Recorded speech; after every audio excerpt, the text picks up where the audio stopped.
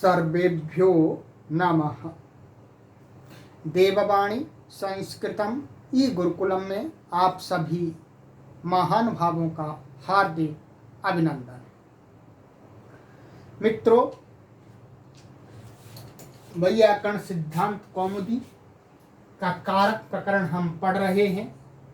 आज कारक प्रकरण की 46वीं कक्षा को हम पढ़ेंगे।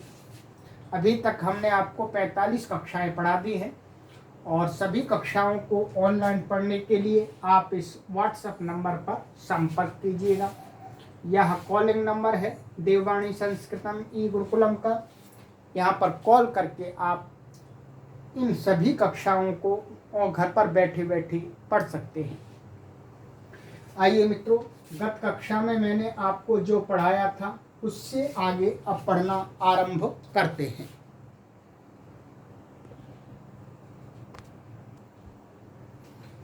गत कक्षा में आपको मैंने ये सूत्र पढ़ाया था, आधारो अधिकरणम सप्तम्यधिकरणे च। ये सप्तमी का प्रकरण चल रहा है और इसके अंदर वार्तिक आए थे, वो मैंने आपको समझा दिए थे।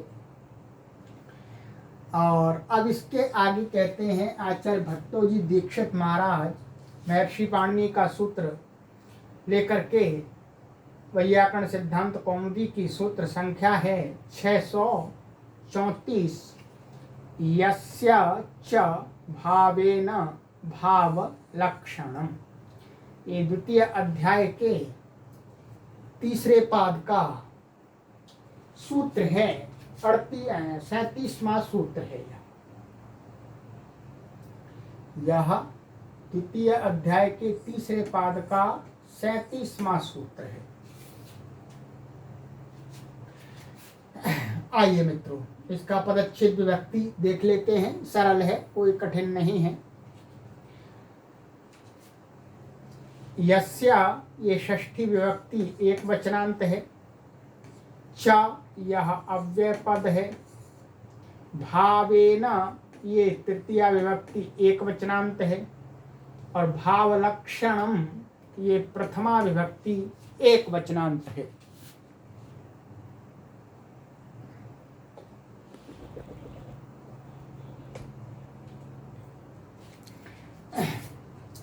और इसमें एक समास है, छोटा सा समास भी आप देख लीजिएगा। भावस्य लक्षणम भावलक्षणम।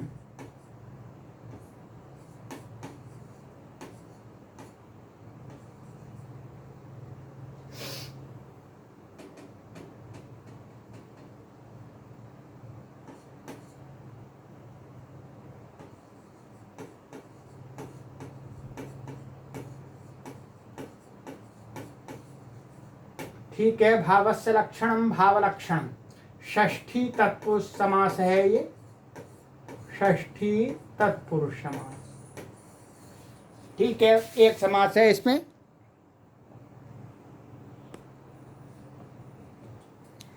ये षष्ठी तत्पुरुष समास आइएगा। अब देखते हैं मित्रों, यहाँ भाव शब्द 2 बार उच्चारण किया गया, भावेन और भावलक्षणम में।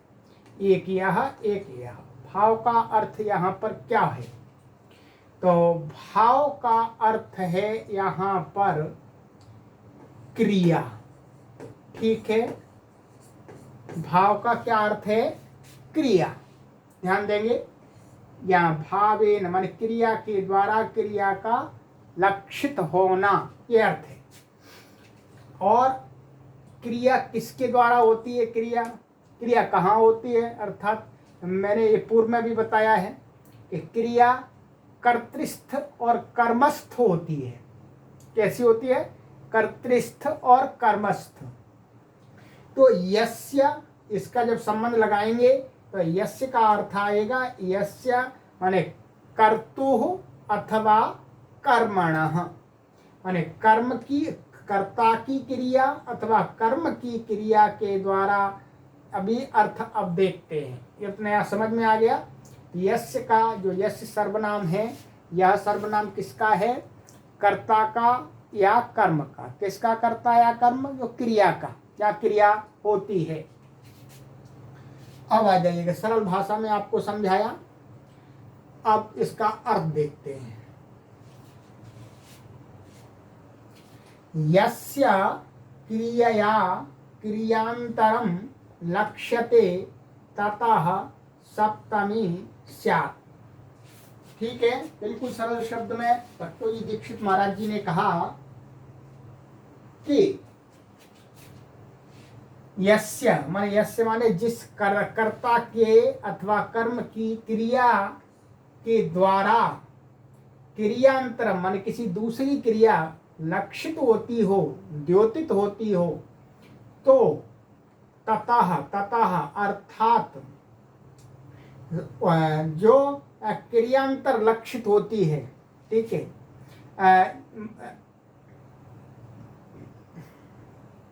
तो उसमें क्या हो जाती है, सप्तमी विभक्ति हो बे। अब उदाहरण में स्पष्ट होगा, देखिएगा। गोषु दुह्यमानासु गतः, ठीक है, गोषु दुह्यमानासु गतः। ये क्या है, ये कर्मस्थ क्रिया का उदाहरण दिया गया है। ये गतः है। किसी ने पूछा कि वह व्यक्ति कब गया, तो उत्तर मिला कि गोषु दुह्यमानासु गतः, माने जब गौओं को दुहा जा रहा था, माने जब गौओं का दोहन होता है, दोहन काल अर्थात गौएं एक निश्चित समय में दुही जाती हैं, तो उस समय में गया। अब यहाँ पर ये कर्मस्थ इस क्रिया के द्वारा, माने ये कर्म है, गौ कर्म है, और ये उसकी इसी की क्रिया है, गौओं को दोहना रूपी क्रिया कर्म, तो ये कर्म में है। तो क्रिया कहाँ हो रही है, कोई गोपाल है, गौओं को दोहता है, तो गतः इस गौओं के दोहन रूपी क्रिया से किसको लक्षित किया जा रहा है, क्रियांतर को, गतः। तो जो गतः अर्थात कोई व्यक्ति गया, माने उसका समय बताया कि भाई इस समय गया, जब गौएं दुही जा रही होती हैं उस समय, अर्थात सुबह 5 बजे गौएं दुही जाती हैं या शाम को 5 बजे दुही जाती हैं गौएं, तो उस समय गया। तो यहाँ पर क्या है, दोहन रूपी क्रिया जो कर्मस्थ है उसके द्वारा जाना रूपी क्रिया लक्षित हो रही है। इसलिए जो जिसके द्वारा माने यस्य क्रिया है, जिसकी क्रिया के द्वारा लक्षित हो जाता, तो क्रिया उस क्रिया से सप्तमी हो जाती है, और वो कर्म में भी सप्तमी हो जाती है। तो गोषु दुह्यमानासु ये सप्तमी दोनों में हो गई।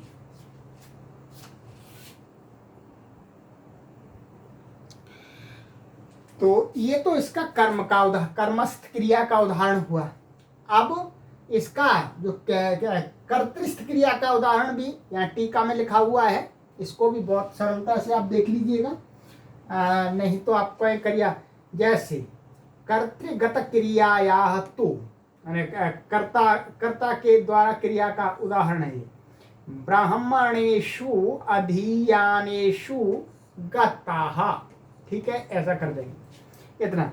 ये उदाहरण, ब्राह्मणों के अधीयानेषु माने पढ़ने के समय, पढ़ते हुए, जब ब्राह्मण पढ़ रहे थे तब वह गया। तो ये पढ़ना रूपी क्रिया कहाँ हो रही है, कर्ता में, तो ये ब्राह्मण। तो ब्राह्मणों की पढ़ने रूपी क्रिया अर्थात स्वाध्याय की क्रिया का एक निश्चित समय होता है, सुबह और शाम, तो उस समय में वो गया। तो ब्राह्मणों की पढ़ने रूपी क्रिया के द्वारा जो दूसरे व्यक्ति की जाना रूपी क्रिया को लक्षित किया जा रहा है, बताया जा रहा है, इसलिए अधीयान में सप्तमी हो गई और ब्राह्मण में सप्तमी हो गई। तो ये कर्तृस्थ का उदाहरण दे दिया, ठीक है, दोनों का आपको उदाहरण प्राप्त हो गया। चलिएगा अब देखते हैं आगे वार्तिक दिया है, सरल वार्तिक है, कोई कठिन नहीं। अर्हाणाम कर्तृत्वे नरहाणाम अकर्तृत्वे तद वैपरीत्येच।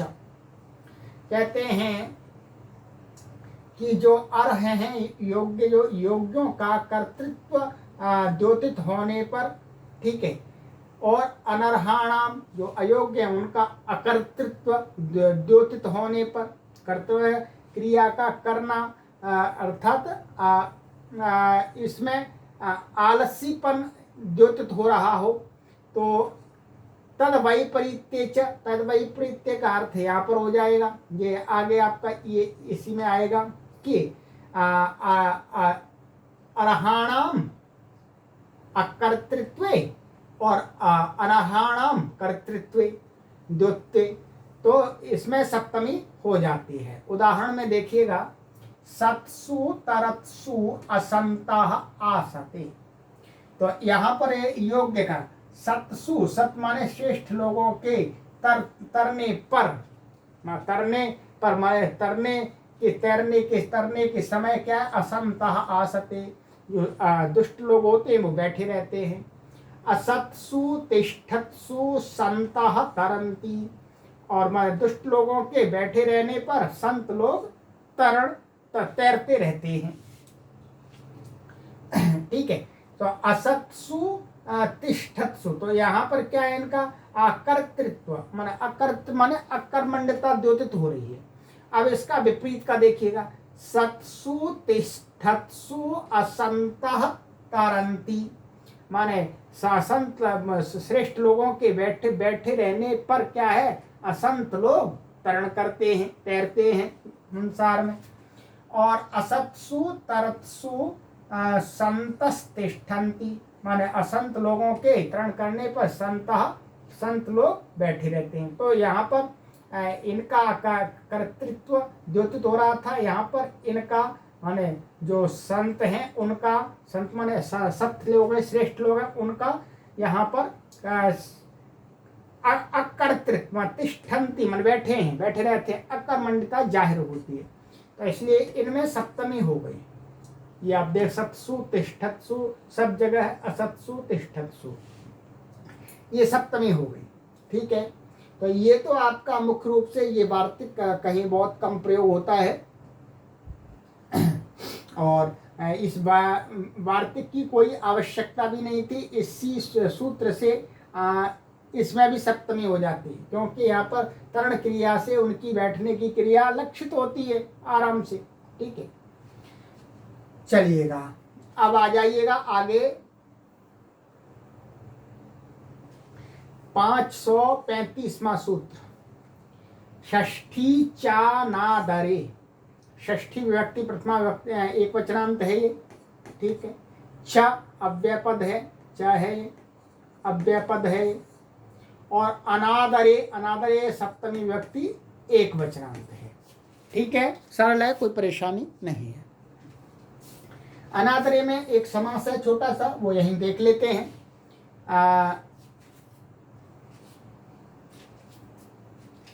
न आदरः अनादरः तस्मिन्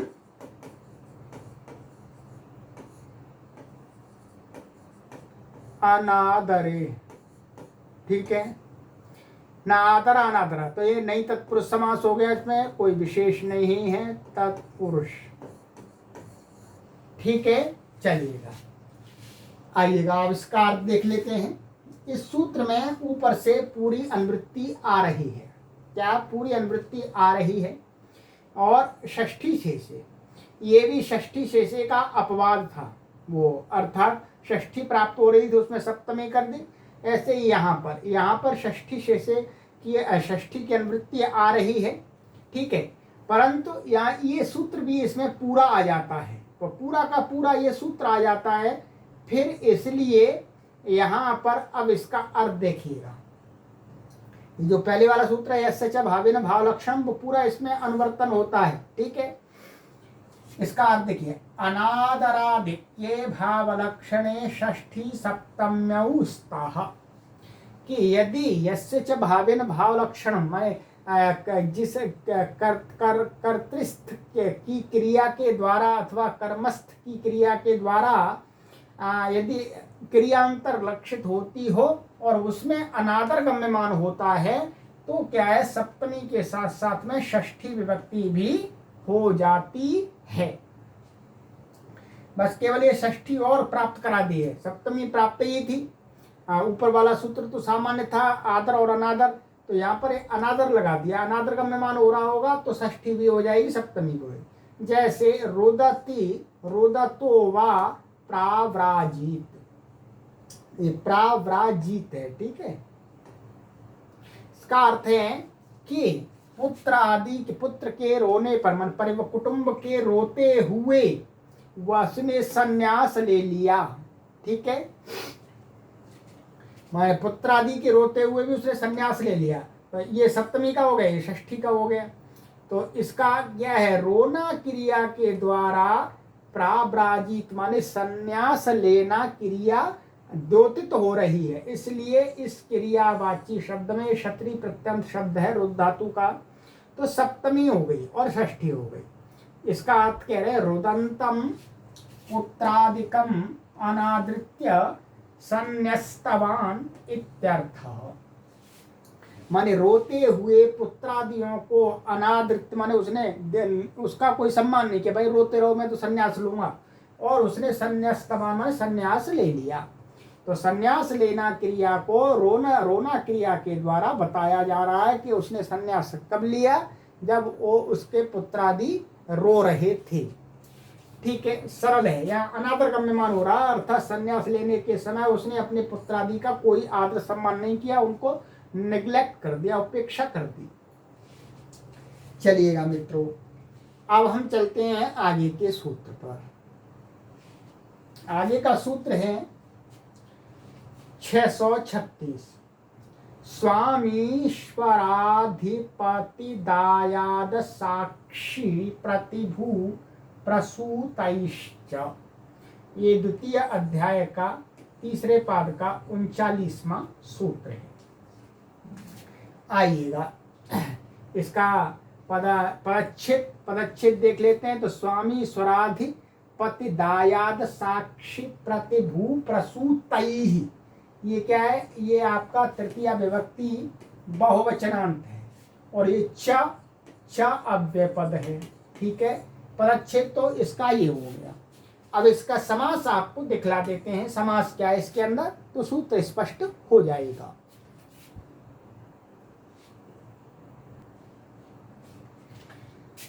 समास, स्वामी च ईश्वरश्च अधिपतिश्च दायादश्च साक्षी च प्रतिभूश्च प्रसूतश्च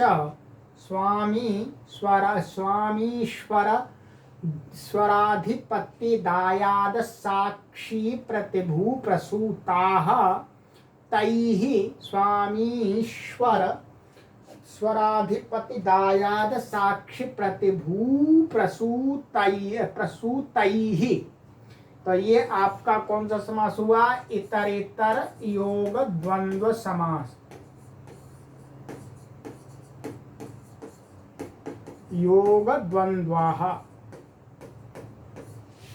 ठीक है, ये समास हो गया।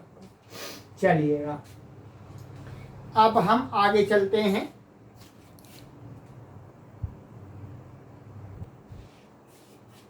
देखिएगा अर्थ कहते हैं इसका, एतैः सप्तभिः योगे षष्ठी सप्तम्यौ स्तः षष्ठ्याम् एव प्राप्तायाम् पाक्षिक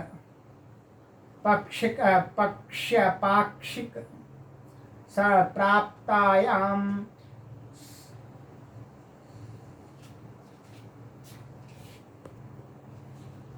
पाक्षिक सप्तम्यर्थम वचनम। आइएगा इसका अर्थ है एतैः सप्तभिः, ये 7 शब्द हैं, स्वामी ईश्वर अधिपति दायाद साक्षी प्रतिभू और प्रसूत, ये 7 हैं। 1 2 3 4 5 6 और 7,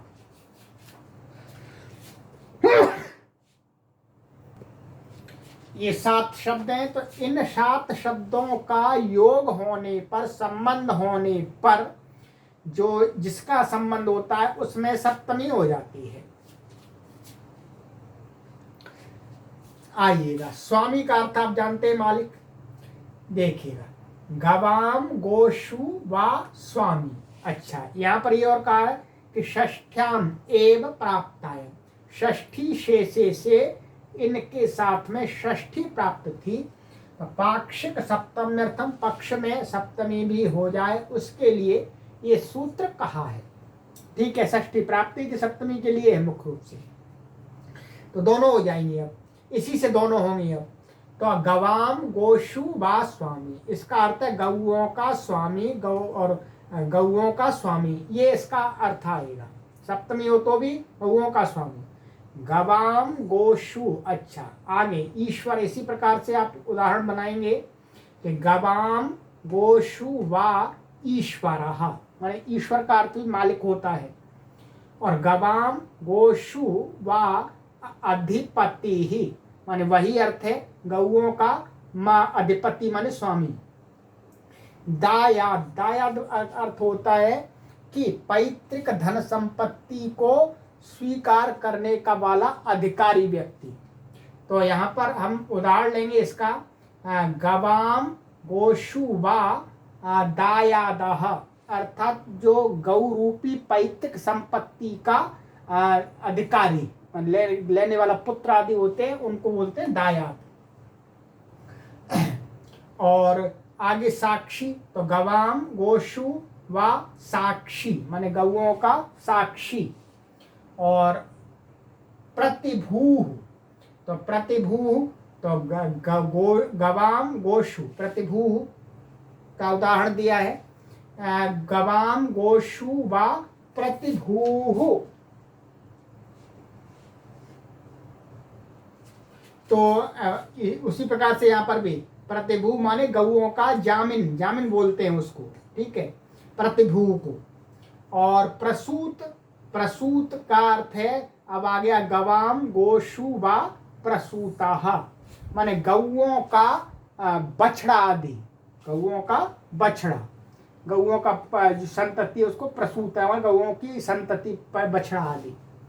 तो ये उदाहरण बन गए, सबके सरल हैं। ठीक है, चलिएगा आइएगा। अब क्या कहते हैं, ये थोड़ा सा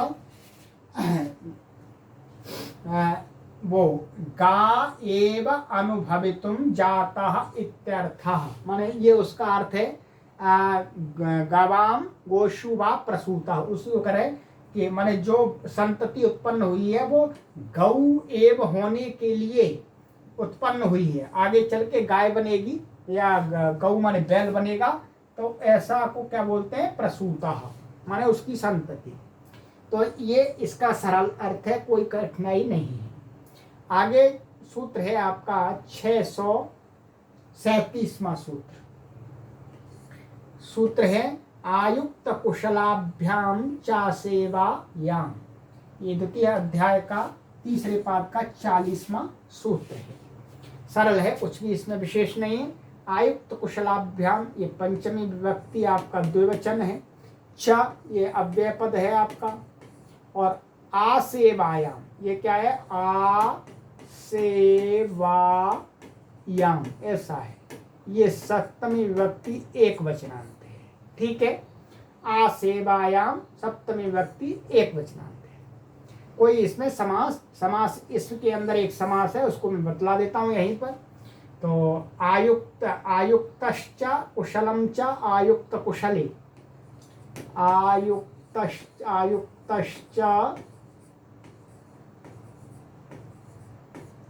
कुशलम च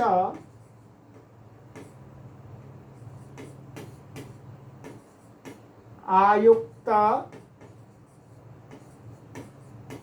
कुशले। ठीक है, आयुक्त कुशले ताभ्याम आयुक्त कुशलाभ्याम, ये आपका समास है इतरेतर योग द्वंद्व समास। ठीक है, सरल है, कई बार बहुत बार यही समास आता है अधिकतर। चलिएगा अब आगे इसका अर्थ देख लेते हैं। आभ्याम योगे षष्ठी सप्तम्यौ स्तः तात्पर्ये अर्थे।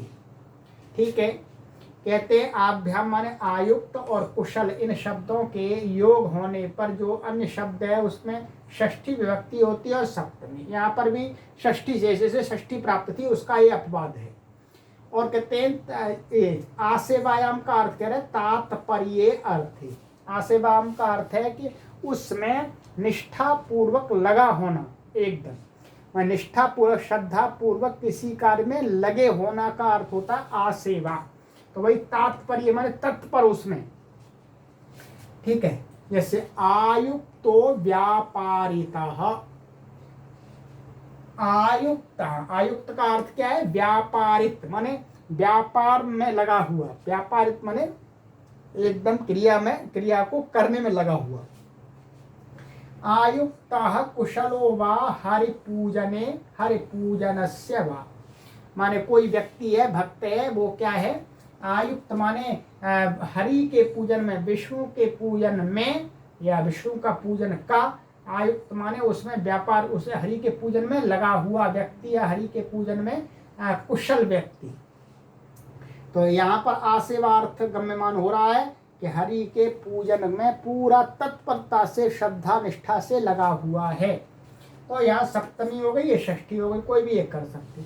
आसेवायाम किम, कहते हैं आयुक्तो गौः शकटे ईषद्युक्त इत्यर्थः। यहाँ पर आसेवा नहीं है, तत्परता नहीं है। आयुक्तो गौः शकटे माने जो बैल है उसको थोड़ी देर के लिए शकट माने गाड़ी में नह दिया है, गाड़ी में लगा दिया है, फिर वो हट जाएगा। वो अपने मन से नहीं लगा, वो उसको लगाया गया है। ईषद तो थोड़े समय के लिए वहाँ लगा दिया गाड़ी खींचने के लिए। तो ये यहाँ आसेवा में तत्परता अर्थ नहीं है, इसलिए यहाँ पर क्या होगा? ये आयुक्तो गौः शकटे सप्तमी हो जाएगी। ठीक है, क्योंकि अधिकरण बन रहा है। तो मित्रों, आज की कक्षा में हम इतना पढ़ा हमने आज तक, और आगे की कक्षा में ये सूत्र हैं आपके, हम अब समाप्ति की ओर चल ही रहा है प्रकरण। तो आगे की कक्षा में आपको पढ़ाएंगे हम 638वां सूत्र, यतश्च निर्धारण। ये सूत्र आपको पढ़ाया जाएगा। चलिएगा, और आपसे हम यही निवेदन करते हैं कि आप अन्यों को भी सूचना दें इस प्रकरण की, जिससे कारक प्रकरण को लोग कॉम्पिटिटिव एग्जाम की तैयारी में सहयोगी होता है। यह इसके अंदर संपूर्ण कारक प्रकरण आ गया है महर्षि पाणिनि का। चलिएगा, सर्वेभ्यो नमः।